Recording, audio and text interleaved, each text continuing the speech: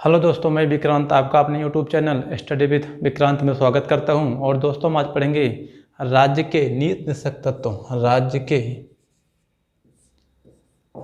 के नीति निदेशक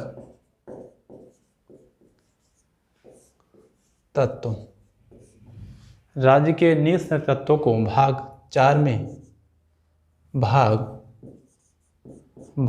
4 में और अनुच्छेद 36 से 51 तक में रखा गया है।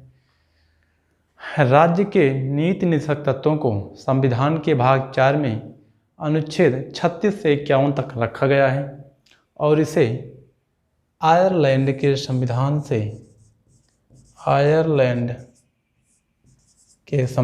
से लिया गया है। राज्य के नीति निषेधक तत्वों को भारत के संविधान में आयरलैंड के संविधान से लिया गया है। आयरलैंड का संविधान जो 1937 में बना था उसी से लिया गया है। राज्य के नीति निषेधक तत्वों DPSP, इसे DPSP भी कहा जाता है, डायरेक्टिव प्रिंसिपल स्टेट पॉलिसी। राज्य के नीति निषेधक तत्व। राज्य के नीति निषेधक तत्वों को संविधान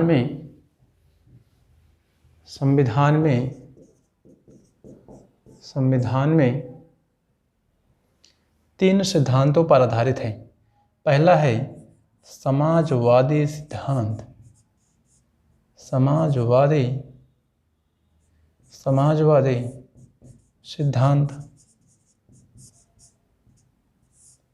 समाजवादी सिद्धांत।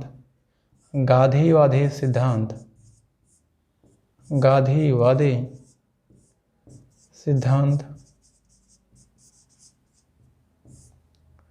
उदारवादी सिद्धांत।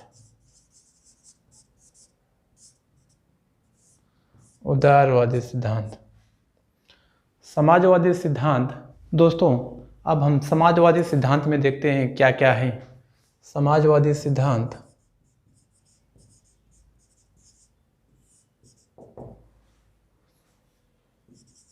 समाजवादी सिद्धांत में सामान्य कार्य के लिए समान वेतन, समान कार्य के लिए समान वेतन निश्चित करना, राजनीतिक न्याय,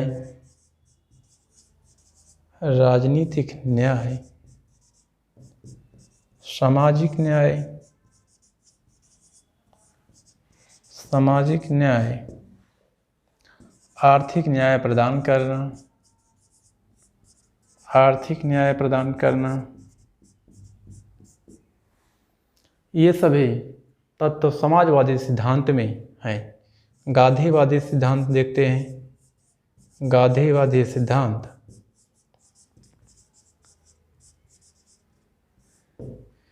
राज्यों में संपूर्ण देश में त्रिस्तरीय पंचायती राज व्यवस्था लागू करना। त्रिस्तरीय पंचायती राज व्यवस्था लागू करना।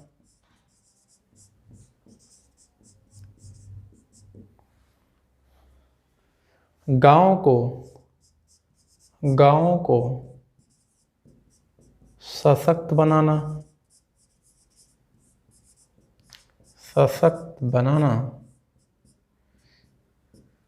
गांधी जी का सपना था कि भारत में गांवों को सशक्त बनाया जाए।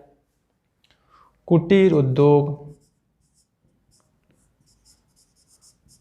उद्योगों को बढ़ावा दिया जाए, जैसे चारपाई बनाना हो गया, चटाई बनाना हो गया, बर्तन घरेलू बनाने, मिट्टी के बर्तन बनाने, ये सभी राज्य के नीति निषेधक तत्वों में, गांधीवादी सिद्धांतों में शामिल किया गया। और तीसरा है, लास्ट सिद्धांत है उदारवादी सिद्धांत। उदारवादी सिद्धांत, उदारवादी उदारवादी सिद्धांत।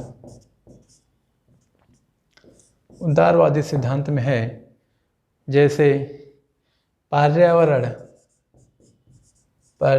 संरक्षण, पर्यावरण संरक्षण हो गया, और अंतर्राष्ट्रीय शांति कायम, अंतर्राष्ट्रीय शांति कायम करना, अंतर्राष्ट्रीय शांति कायम करना अनुच्छेद 51, और राष्ट्रीय संग्रहालय स्थल,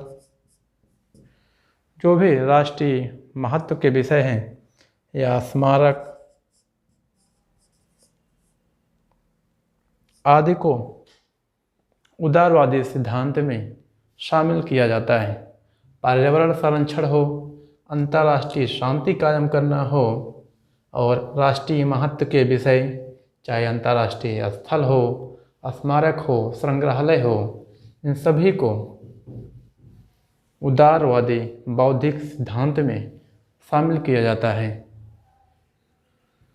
दोस्तों, अनुच्छेद 36 से 51 तक जो राज्य के नीति तत्व हैं, उन्हें मूल अधिकारों से कई प्रकार से अलग किया जाता है। जैसे भारत में जब संविधान बन रहा था, उस समय बी एन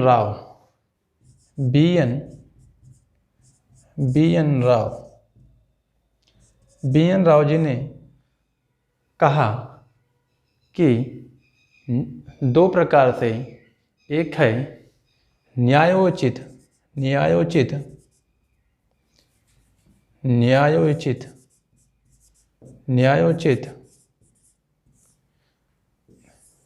दूसरा है गैर न्यायोचित। दो प्रकार के तत्वों को मूल अधिकारों में शामिल किया जाए। एक मूल अधिकार था भाग 3 जो फंडामेंटल राइट है, फंडामेंटल राइट है। दूसरा है डीपीएसपी जो राज्य के नीति तत्व हैं, उनको इन दोनों के तहत रखा जाना चाहिए।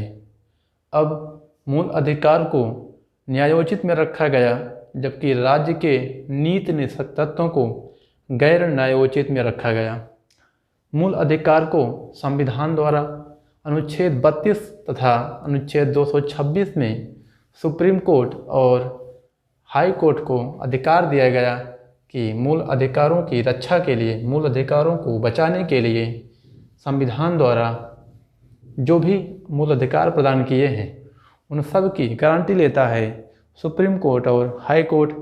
जबकि राज्य के नीति निषेध तत्वों को, डीपीएसपी को, संविधान ऐसी कोई व्यवस्था नहीं बनाता है कि राज्य के निषेध तत्वों को मूल अधिकार के समान सुप्रीम कोर्ट, हाई कोर्ट में इसे ले जाया जा सके। अर्थात यह सरकार को जनता से प्रदान कर दिया गया कि अब राज्य के नीति निषेध तत्वों को जनता ही अपने मत द्वारा निर्धारित करेगी कि किस प्रकार मूल अधिकारों के समान राज्य के नीति निषेध तत्वों को गारंटी लेगी। राज्य के निषेध तत्वों को संविधान के भाग 4 में रखा जाता है। दोस्तों, अब आते हैं हम अनुच्छेद 36 पर। अनुच्छेद 36 है राज्य की परिभाषा।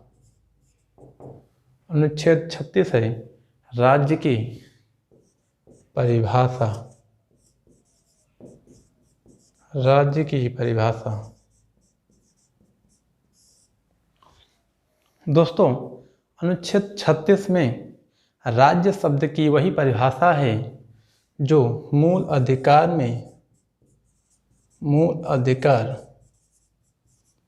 अनुच्छेद 12 में राज्य की परिभाषा जो है वही अनुच्छेद 36 में राज्य की परिभाषा को शामिल कर लिया गया है, उठा कर रख दिया गया है अनुच्छेद 36 में।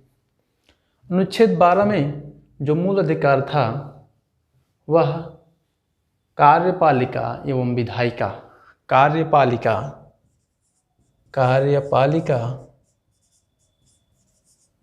कार्यपालिका एवं विधायिका की जो संस्थाएं हों,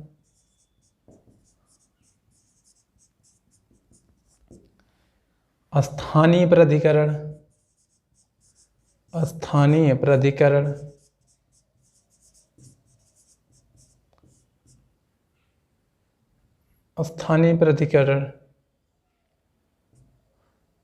अन्य जो भी प्राधिकरण हैं वह राज्य के कानून को बनाते समय इन तत्वों को, राज्य के नीति निर्देशक तत्वों को शामिल करेंगे, अर्थात अपने कानूनों में शामिल करेंगे, जिससे राज्य की जनता को खुशहाली प्रदान हो सके, जो राज्य की जनता को सहायता कर सके, आर्थिक हो, सामाजिक हो, राजनीतिक हो, जो किसी भी प्रकार से जनता को सहायता करें, उन सब को शामिल करेंगे अपने कानूनों को बनाते समय। और दोस्तों, आते हैं अनुच्छेद 37। अनुच्छेद 37 है न्यायालय में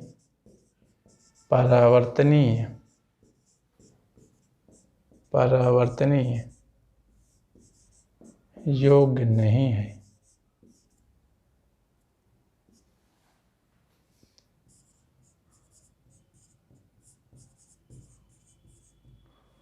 परावर्तनीय योग्य नहीं है। दोस्तों, मूल अधिकारों के समान अनुच्छेद जो 36-37 है उसे नहीं प्रदान करता है। मूल अधिकारों के समान न्यायालय को यह अधिकार नहीं है कि जो मूल अधिकारों के समान उन्हें नीति निर्देशक तत्वों को परिवर्तन करने के लिए बाध्य हो सके, अर्थात यह